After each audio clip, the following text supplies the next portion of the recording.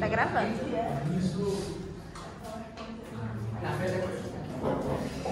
Amém? A gente foi com autoridade e aí a gente vai começar com isso. Tem que aprender um dia, né? Tem poder.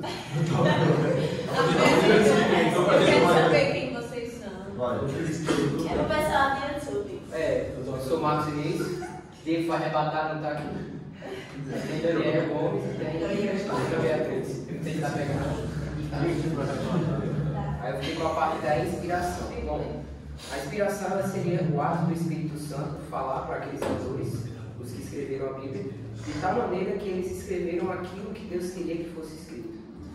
Então, o texto básico que a gente usou foi de 2 Timóteo 3,16. Toda a escritura é inspirada por Deus e útil para o ensino, para a repreensão, para a correção, para a educação da justiça. Paulo aqui ele fala que toda a escritura ela é soprada por Deus. Então, se a gente trouxer a palavra soprar para os dias atuais, ela não estaria tão ligada com o termo inspiração, mas sim com o termo inspiração, porque inspirar seria o ato de puxar o ar para dentro e expiração seria o ato de soprar o ar para fora. Então, a gente pode, tendo isso como base, a gente pode concluir que, ou dizer que a palavra, a gente pode dizer que a Bíblia foi uma inspiração vinda de Deus, certo? Soprada por Deus. Paulo, ele nos traz a ideia de que Deus é a única fonte real das Escrituras, ou seja, todos os livros, todas as palavras que estão presentes na Bíblia foram sopradas por Deus. R.C. Sproul, ele diz que o autor supremo da Bíblia não é Paulo, ou Lucas, Jeremias ou Moisés, e sim o próprio Deus. Deus ele exerceu sua autoridade por meio dos escritos e autores humanos que serviram como porta-vozes para o mundo.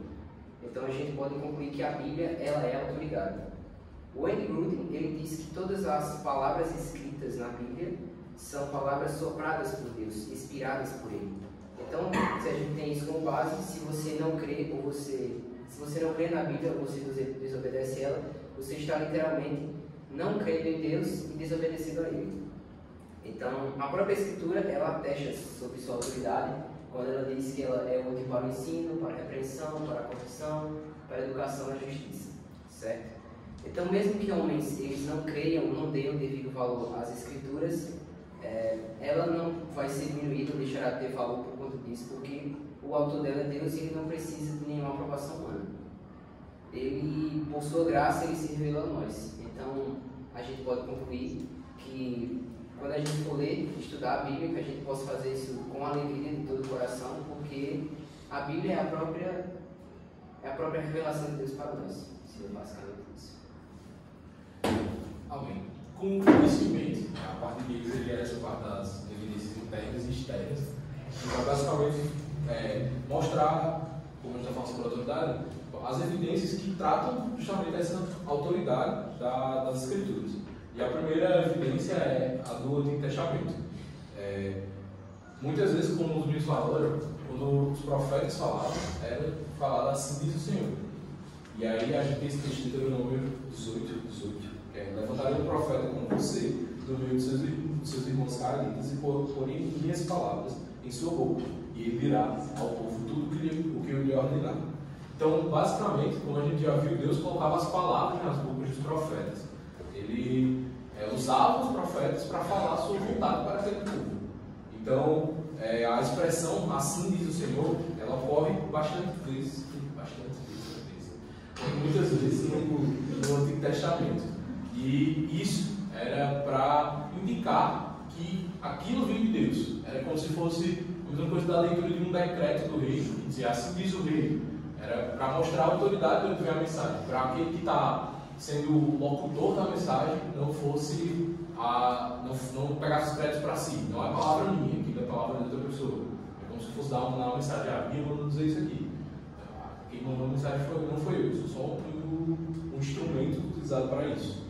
Então, basicamente, a primeira evidência interna é isso. A gente vê muitas dessas partes dos profetas utilizando essa questão de assim do Senhor, mostrando que aquilo vindo do Senhor. Então, a evidência interna no Antigo Testamento, justamente quando os profetas utilizam essa expressão, para mostrar que a mensagem vinha de fato de Deus, mostrando de onde vinha a autoridade para aquela ordem. Porque se alguém dá uma ordem, você não sabe quem é essa autoridade, você pode não querer cumprir. Mas quando a mensagem do Senhor, eles se mostravam para o povo de Israel que aquilo eles deviam fazer porque era a mensagem do Senhor. E é como esse Espírito fala, que aqueles que não davam as palavras ao que os profetas falavam, eles não estavam dando palavra aos profetas, eles não estavam ouvindo a Deus. A outra evidência interna é sobre a do Novo Testamento, que aí a gente tem um texto que Marcos já leu, que foi de 2 Timóteo, que é toda a palavra é inspirada por Deus e útil para a compreensão. Não sei se Chico, basicamente isso aí. E aí a gente tem esse texto de 2 Pedro, 1 do 20 ao 21, que é, acima de tudo, saibam que uma profecia nas Escrituras surgiu do entendimento do próprio profeta, nem da iniciativa humana. Esses homens foram impulsionados pelo Espírito Santo e falaram da parte de Deus.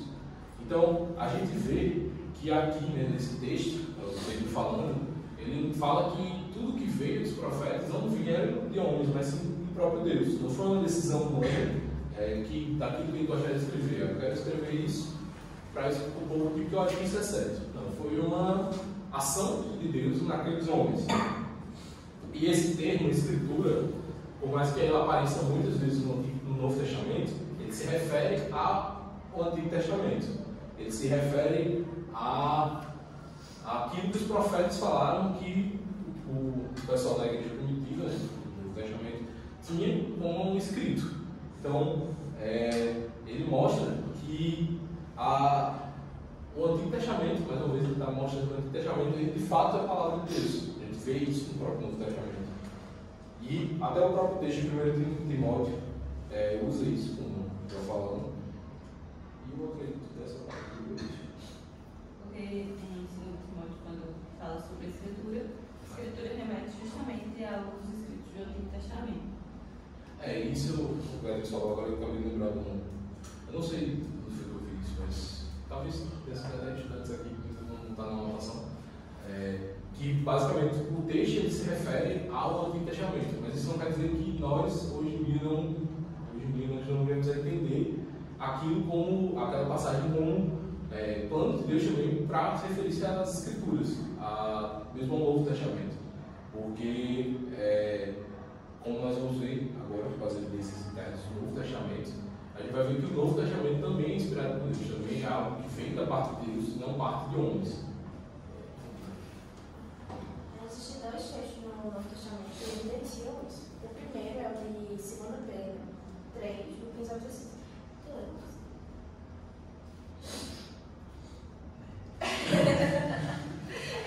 Então, Lembre-se que a paciência do nosso Senhor permite que as pessoas sejam salvas. Foi isso que o nosso amado irmão Paulo nos escreveu, uma sabedoria que lhe foi concedida. Ele trata dessas questões em todas as suas cartas. Alguns de seus comentários são difíceis de entender, e os ignorantes e instáveis distorcem as suas cartas, como fazem com outras partes das Escrituras. Como resultado, eles próprios serão destruídos. Nesse trecho, a gente vê que Pedro ele tinha conhecimento das cartas de Paulo e também fala que ele reconhece como escritura juntamente com o Antigo Testamento. E aí existe outro trecho, que é o de 1 Timóteo, onde tem um trecho que Paulo cita algumas falas de Cristo e ele cita essas falas que a gente vê no Evangelho de Lucas, mais ou menos. Eu não sei qual é o versículo do 1 Timóteo, mas ele cita o capítulo 10, verso 7 de Lucas. E aí ele chama isso também de escritura. E essas duas passagens indicam que durante o período do Novo Testamento, eles meio que tinham consciência que o que eles estavam escrevendo era também escritura. Era um acréscimo ao Antigo Testamento. Mas assim, por hora, a gente pode aplicar o texto de 2 Timóteo, 3:16, que vamos falar, que falam que toda a escritura é inspirada por Deus. Aí agora a gente vai para algumas evidências externas. Além das evidências internas, né, do Antigo Testamento, há também evidências externas que atestam que todos os escritos são escrituras. Diversas evidências científicas, históricas, arqueológicas apontam para a coerência e a unidade deste livro. Alguns estudiosos na tentativa de provar que a Bíblia está errada, ou se contradiz em algo, ou conseguem o feito contrário, atestando cada dia mais a veracidade dessas palavras. É só a gente pesquisar no Google acontecimentos bíblicos. Aí tem vários sites citando 10 acontecimentos bíblicos, provas que isso existiu, provas da Arca de Noé, provas que houve um dilúvio, provas que houve naquela passagem de Josué que o sol parou, tem provas que tem um dia luz. É só a gente precisar. E a gente encontra diversos sites sobre isso. Aí agora a gente vai falar sobre algumas teorias a respeito da inspiração. Depois de compreendermos que a autoridade da Bíblia será pelo autor que inspirou algumas de suas palavras, vamos analisar algumas teorias que tentam explicar o relacionamento entre o aspecto divino e o aspecto humano. Aí, se eu não me engano, ao todo existem 6 teorias, mas existem 3 principais, que é as que a gente vai falar agora. A primeira é a teoria da inspiração mecânica, a segunda é a teoria da inspiração mental e a terceira é a teoria da inspiração orgânica. Esses são os 3 pontos de vista principais, mas apenas um está certo, certo? A primeira é a inspiração mecânica. Essa primeira teoria diz que, basicamente, o autor bíblico é um instrumento passivo da inspiração de Deus, como se ele psicografava as palavras. Os fundamentalistas, a fim de defender o conservadorismo bíblico, advogam esta teoria que diz que o ato da inspiração é como um tipo de ditado divino. Até que falam sobre Chico Xavier, que é aquele espírito lá, que ele psicografava as cartas dos mortos para os vivos. A gente sabe que é de demônio. Mas essa teoria é facilmente derrubada quando vemos que a Bíblia ela não tem uma uniformidade literária. Se a gente observar, o Pentateuco ele tem uma maneira de escrita, os Salmos é uma maneira de escrita, Eclesiastes é uma maneira de escrita, os Evangelhos são uma maneira de escrita. E uma coisa que eu, estudando sobre isso, eu lembrava muito, quando eu estava estudando o estudo de João, primeiro João. A gente estuda primeiro, segundo, terceiro João e Judas. Quando a gente passou 2 anos estudando as cartas de João, estudando a maneira de escrita de João sobre a Bíblia. Quando a gente foi para Judas, é totalmente diferente para mim. Do nada, Judas metia ondas vazias do mar e tudo mais, e era diferente, totalmente diferente de João. E é também escritura. Então, quando a gente lê e estuda a palavra, a gente vê essa diferença de estilo de escrita. Pois os atores, embora não falassem nada que fosse a sua própria vontade, como a gente viu bem, permaneciam com suas personalidades, com seu jeito de registrar a forma de escrita dos acontecimentos.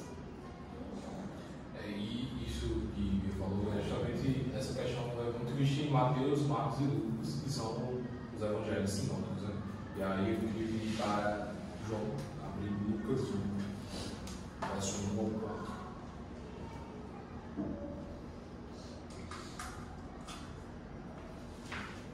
Verso 1 ao 4.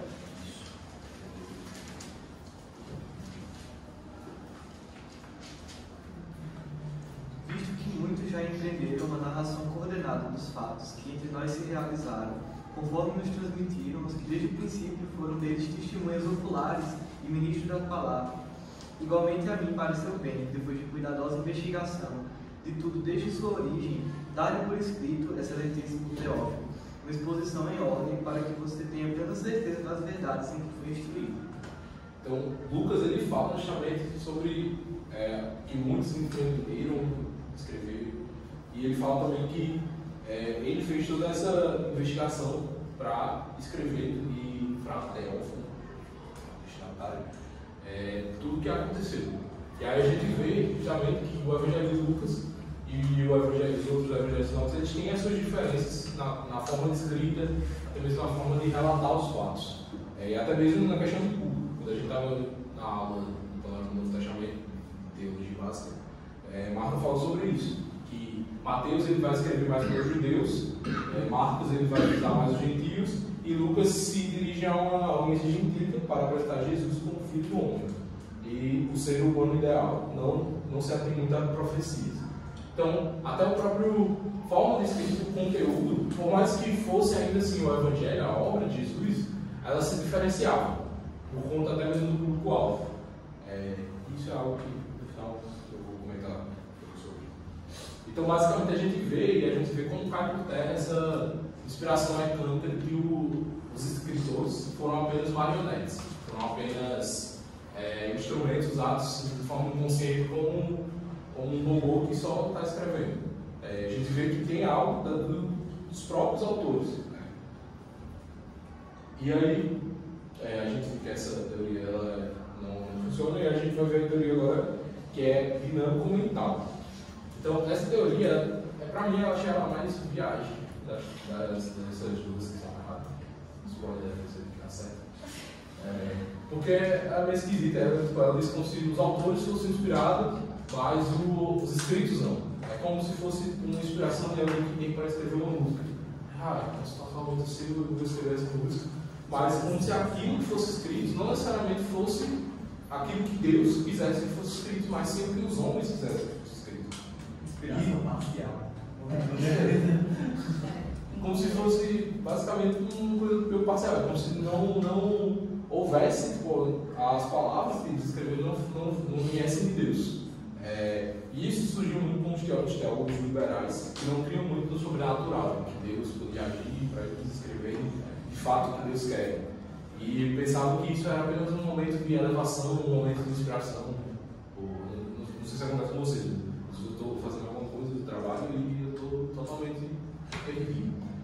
Só que aí do nada tem um estalo, eu vou fazer. Aí é como se fosse isso, só que na questão de escrita. E não como se fosse algo vindo de Deus, do próprio Deus. Então, para mim, eu achei bem confuso essa parte. E bem confusão, bem viagem mesmo assim. Como é que alguém diz que é uma inspiração, mas não é uma inspiração? Então, tipo, ela é bem esquisita. E a gente vê o erro grande que isso dá, né? Porque a gente vê, é só teoria, então. Mas os teólogos liberais que usam isso como base, eles já criaram uma série de heresias, dizendo que a Bíblia abaliza coisas que ela não abaliza, como, por exemplo, as igrejas inclusivas, que são as igrejas que aceitam os homossexuais.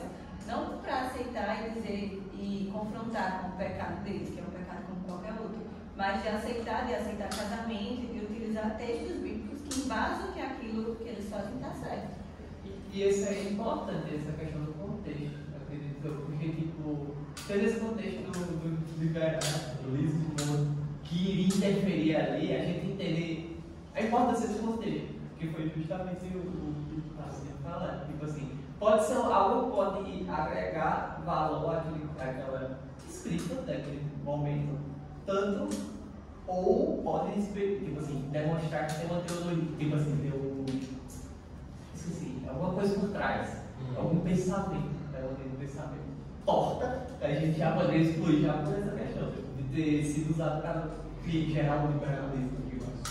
Exatamente. E assim, não só isso, mas também eles tiram a autoria de Deus das Escrituras, eles tiram de fato a importância de Deus ser o autor das Escrituras. É como se eles estivessem dando o mérito das Escrituras para os homens. Mérito, não sei se vocês consideram mérito, mas enfim, para os homens. E isso a gente cai num grande problema, que é justamente se são palavras de homens pecadores como nós, então eu posso rejeitar alguma coisa, porque se ele peca como eu vou estar errado. Do mesmo jeito que se eu falar alguma coisa eu posso estar errado, ele poderia estar errado. E isso pode trazer muitos malefícios, como flexibilização. Exato. Essa flexibilização. Mas essa questão de você ser aberto a essas coisas, essas mudanças. E a gente vê muito que as escrituras e que a doutrina cristã não é aberta a essas mudanças. Ela não muda, a gente não muda de acordo com a cultura do local. A mensagem do século vai ser a mesma. Enfim, eu já falo mais sobre isso. No final. Mas basicamente,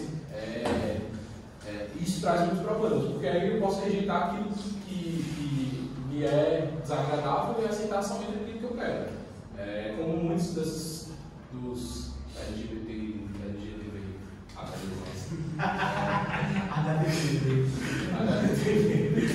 como eles muitas vezes fazem, eles dizem, Deus é amor. Eles tiram esse contexto e usam apenas o que eles querem das escrituras para dizer que Deus é amor. Eles tiram passagens das escrituras e isso traz muitos problemas. Porque o pecado e o liberalismo dentro da igreja, isso é um grande problema dentro da igreja. liberalismo, o pecado entrar, é um grande problema. Porque é como a Ellen, que estava da Justiça de João, ela falava muito sobre isso. Sobre a ideia do pecado de ser expansivo. Você começa com uma pequena coisa e vai aumentando até você ficar totalmente afundado no pecado. Então isso é um grande problema e é por isso que essa teoria ela é errada para nós. Nós somos isso. E aí a última teoria é dessa inspiração orgânica. E nessa daí a Bíblia ela é ao mesmo tempo humana como divina. Ela é escrita ao mesmo tempo humana como divina. E aí a gente vai ver um pouco sobre isso. A gente vai ver que o Espírito Santo ele usa os homens, mas ele não usa de forma irracional como marionetes. Ele usa para passar a sua vontade, de fato, mas cada autor tem sua característica. E a gente vê isso nas diferenças. Como eu posso falar isso? As diferenças de cada um dos autores. A gente vê Amós, que era um boiadeiro, a gente vê Davi, que era um músico, Salomão, que era um sábio, vê um pescador como Pedro, vê um cobrador de impostos como Mateus. A gente vê todos esses tipos de pessoas e a gente vê isso no próprio estilo deles. Vê Paulo também, como um doutor da lei. A gente vê até mesmo a forma de cada um se expressar. Então, o produto final, embora não tivesse traços de um perfil humano, são a exata expressão da vontade de Deus. Quando a gente usa o pressuposto da fé, que aquilo vem de Deus, as outras teorias, elas caem por terra. E isso é algo muito importante, porque Deus é soberano, e Ele é soberano nos seus planos. Então, tudo que foi escrito e mantido no cânon para nós até hoje, foi a vontade dele para nós. Foi a vontade dele para que a gente viesse, como o Beatriz falou, conhecer a Jesus para a salvação. Que esse é o objetivo da revelação especial. Então, da mesma forma que Deus agiu, Ele age conosco. Não para escrever mais escritura, porque o cânon está fechado. Mas para, muitas vezes, falar com as outras pessoas, muitas vezes para pregar, a gente é usado por Deus, cada um com suas devidas características. Seja pessoas que falam de forma mais cultas, no meu amigo que eu cito sempre, quando eu citar isso, eu cito o Elton. E sejam pessoas que, sei lá, falam esquisito, eu falo esquisito, bastante. E basicamente é isso, mas Deus usa as pessoas e usa cada um de nós nesse sentido. E isso nos chama também a questão da evangelização. Eu sempre trago muito isso os adultos e tudo mais que eu estudo, porque eu sempre vejo muito sobre como Deus ele prepara seu povo não para ficar dentro da igreja, aprendendo só dentro dessas quatro paredes, mas para evangelizarmos.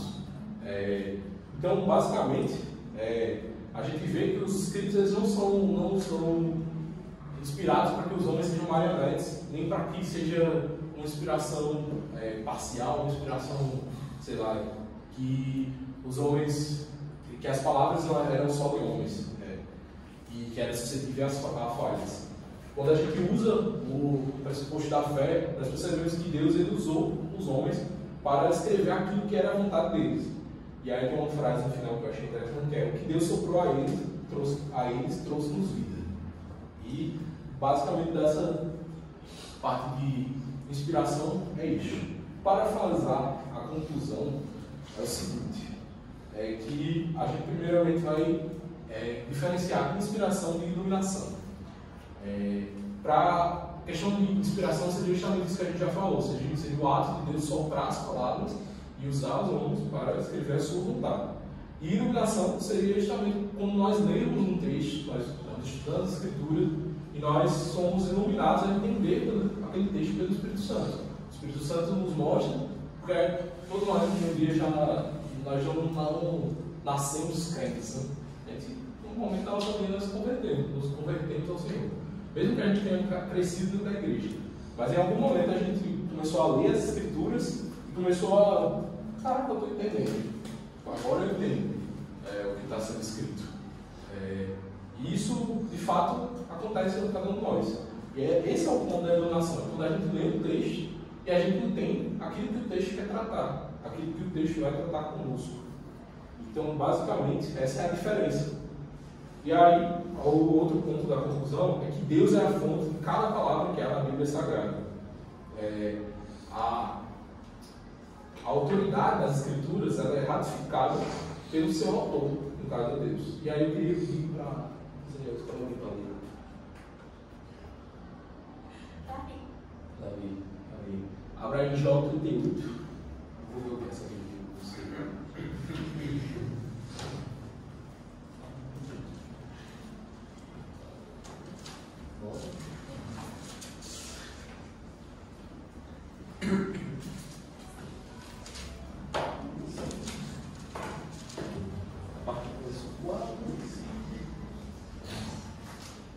Verso 4, 5 e 6, que é São Davi, eu vejo tudo com isso.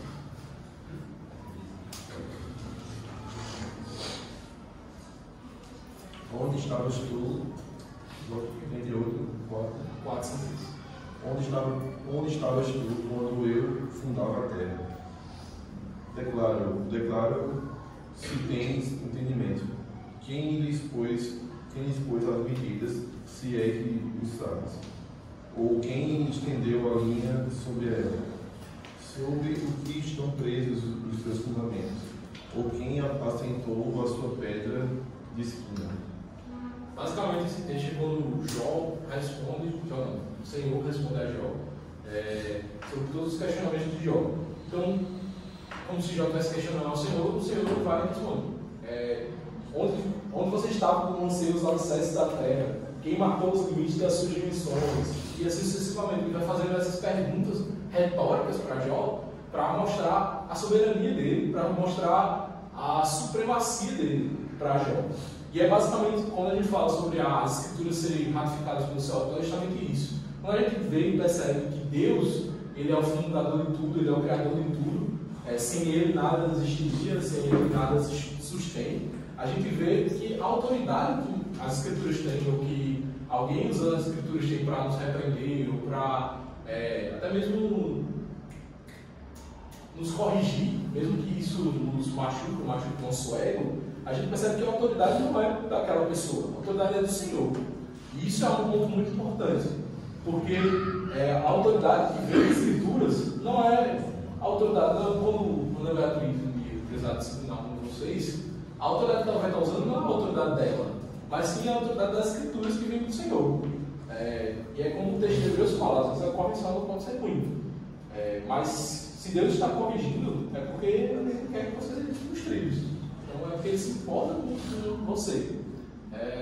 Então, toda a autoridade das Escrituras, tudo que a gente estuda, tudo que está sendo dito, tudo que a gente vai falar quando a gente prega, vem do Senhor. Então, por isso que a gente não tem que rejeitar aquilo que vem do Senhor.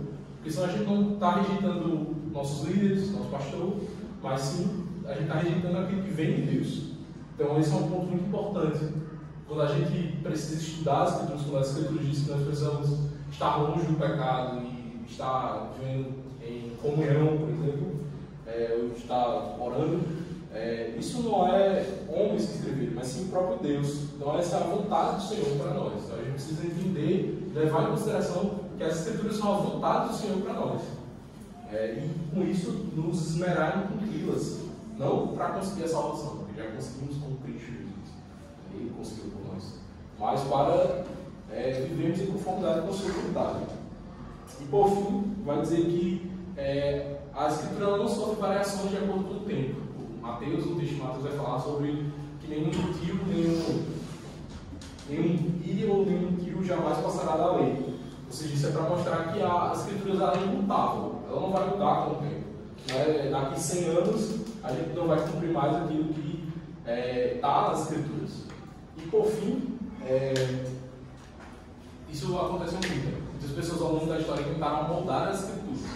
E por fim, o que eu queria falar é justamente sobre isso. Sobre dois pontos. O primeiro é a evangelização. A gente vê a oportunidade que as Escrituras têm e que Deus pode nos usar. Então a gente precisa evangelizar e falar para as pessoas. E a gente vê justamente a diferença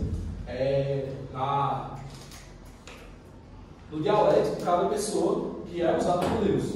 E isso é algo importante para nós. Pega uma citou essa questão.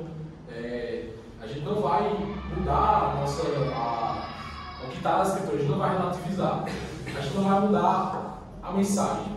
como o livro que a gente estudou alguns anos atrás, do Mark Dever, de Evangelho e Evangelização, ele vai falar que a gente não vai deixar de falar, de pregar com alegria, alegria, não sei se é a palavra certa, mas alegria, como é que vai falar, passa um negócio rápido, urgente e com liberdade. Não é bem essas três palavras, mas é esse termo. A gente não vai reter nada das Escrituras, a gente vai mostrar às pessoas urgentes em se arrepender e vai mostrar a alegria que é viver o Evangelho. Então, a gente sempre vai usar isso para mostrar algo das Escrituras. Mesmo que a nossa comunicação possa mudar, isso é o que eu estava conversando com uma vez. Que a gente pode, tipo, e até a gente vê isso no texto lá de Paulo, na primeira viagem, Atos, ali, acho que é 14, não lembro, mas é 13 e 14, né, que foi o livro da Amostra. Que ele vai falar sobre as viagens de Paulo. Vai falar que Paulo ele usa formas diferentes de falar de acordo com o seu público, mas ele não deixa de falar aquilo que de fato é correto. E isso também acontece conosco. A gente pode mudar a forma que nós falamos, seja de forma mais culta, de uma forma mais coloquial, ou falar, mas a gente não muda a mensagem, a gente não muda aquilo que a gente precisa falar. É isso.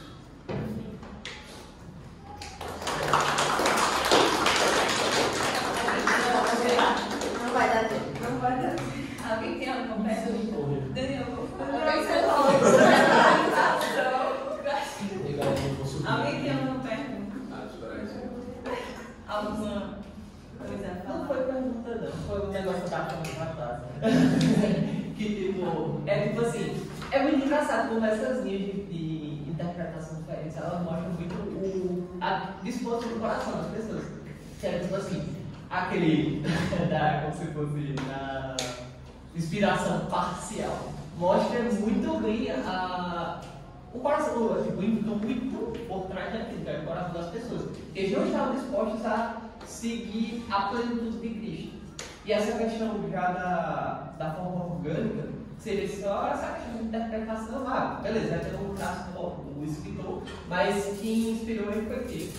E mostra que é tipo assim, ele não vai tirar uma característica de Cristo, ele vai evidenciar aqui da forma dele. É diferente, não vai pegar só uma parte, como se fosse parcial. Todos os escritos eles vão evidenciar essas características da plenitude de Cristo. E é interessante pensar assim. Esse ponto que tu falou eu acho que eu falou, depois falar aqui para o mas é muito interessante porque se alguém começa a querer mudar as escrituras, mudar as escrituras, mostra que aquela pessoa não está querendo seguir a Senhor, ela quer seguir o desejo do seu coração. Ela criou um falso Deus e está seguindo aí esse falso Deus. E a gente vê que as outras dois modos de inspiração, né? São dois extremos que muitos de nós tendemos a cair. O fundamentalismo, que é aquela coisa de espiritualizar tudo, e também o liberalismo, que é aquela coisa que nada é espiritual, tudo é racional. E a gente tem que ter muito cuidado desses dois extremos. Nós, como crentes no Senhor, nós temos que ter cuidado com esses dois extremos. Então, qual o caminho que o Senhor nos mostra dentro disso? A palavra. O filtro é a palavra, o meio é a palavra. O meio entre esses dois extremos. Então, nós temos que pedir ajuda ao Senhor. E uma coisa que é interessante, que eu lembro, né, que quando eu fui estudar, eu vi essa passagem e eu fiquei pensando, né, que o salmista, lá no Salmo 119, ele fala: ó, como amo a tua lei, nela medito dia e noite. Então, o fato de a gente dizer que ama a lei do Senhor, ama ao Senhor, ele é evidenciado pelo quanto nós meditamos a palavra de Deus. Se a gente diz que ama algo e não dedica tempo a esse algo que a gente ama, então a gente não ama. Então, isso é aí uma exaltação para todos nós. É uma questão disso levar em consideração se a gente de fato é cristão e a gente de fato leva em consideração aquilo que Deus quer. A gente não busca nas Escrituras que cristão a gente está sendo. Se a gente sabe que as Escrituras é Deus que nos falou, se a gente não busca estudar as Escrituras ou ler, qualquer coisa do tipo, a gente, que tipo de cristão a gente está sendo? Que consideração a gente está dando àquilo que o Senhor quer para nós? Muitas vezes a gente apenas esquece que Deus ele tem que ser a nossa prioridade. Muitas vezes a gente quer só um Deus Papai Noel, só para nos dar presentes e bênçãos e não nos a gente não quer nos submeter à vontade dele. E isso é algo muito importante. Levar em consideração que as Escrituras de fato, o Senhor deve nos constranger a buscar as Escrituras. Deve nos constranger a deixar de usar nosso tempo livre para fazer qualquer outra coisa. Ou até mesmo num tempo que muitas vezes não é livre, mas sim buscar as Escrituras. Se alimentar das Escrituras. Até quando a gente tem estudado nos agrupos, a gente percebe que a importância da meditação na palavra, a gente percebe a importância da vida devocional. Isso como um hábito. E é como eu falei no grupo, um hábito a gente não vai adquirir de uma hora para a noite, de um dia para a noite, de uma hora para outra, de um dia para a noite, mas sim com constância. Segundo Juan, quantos dias para criar uma... 21 dias. 21 Só os dias para criar uma... psicólogos falam disso. A psicologia diz que é 21 dias para criar uma... Se falhar um dia, acabou com ela. Exatamente. Tem que ser 21 dias corridos. Então, Não, se você falhar depois de 21, se falhar um dia, acabou com ela. Bom, eu tenho hábito, quando eu vou trabalhar, eu sempre abro o Spotify, mesmo quando eu escuto música, mas eu coloco máximo. Você já pensou em voltar para abrir automaticamente? Iniciar com o Windows. Não, porque demora para iniciar. Aí eu abro tudo de uma vez. Ele Aí, mas isso é um hábito, isso tornou um hábito porque eu escutava muita música trabalhando, hoje em dia eu não escuto mais. Mas eu abro e abri. Então, se a gente quer ter um hábito, a gente precisa fazer. É isso. Isso mostra justamente o que eu falei, a ausência dos extremos, né? A gente não vai ser fundamentalista ao ponto de pensar que, como o pastor já falou uma vez, né, que a Bíblia vai vir ao nosso encontro, que o Espírito vai vir flutuando na Bíblia, ele vai abrir na passagem que a gente vai ler e a gente vai ler. Mas também não pensar que, depende de mim. Então, se eu seguir 21 dias lendo a Bíblia, no 22º eu não vou falhar pela minha força. Não, a gente não pode cair nas coisas aí. Mas nós temos que saber que o Espírito ele nos impele a amar as coisas de Deus. E essas coisas de Deus está incluso, né? Ler a palavra, meditar na palavra de Deus, como o salmista fala. Sara Rocha.